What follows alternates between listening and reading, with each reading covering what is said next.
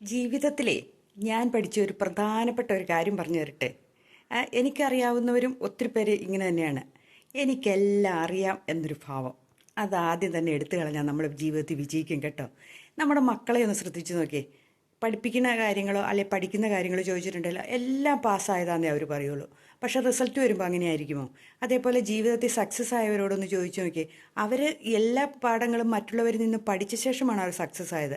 അല്ലാണ്ട് ഞാനെല്ലാം തന്നെ അങ്ങോട്ട് എല്ലാം ആയതാന്ന് ഉള്ള ആരും എന്നെ പഠിപ്പിക്കണ്ട എന്നുള്ള രീതിയിലൊന്നും വളർന്നിട്ടുള്ളവരൊന്നും ഒരിടത്തും എത്തിയിട്ടില്ലാന്നേ.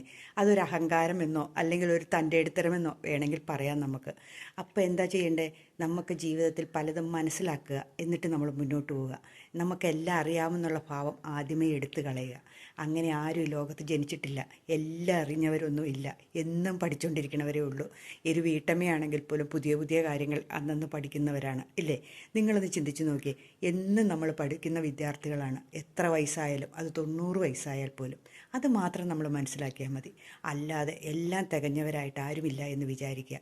മറ്റുള്ളവരെ കണ്ടിട്ട് നമ്മൾ ജീവിക്കുകയും വേണ്ട. അപ്പം നമ്മുടെ പ്രശ്നങ്ങൾക്കൊക്കെ ഒരുമാതിരി പരിഹാരമാവും കേട്ടോ.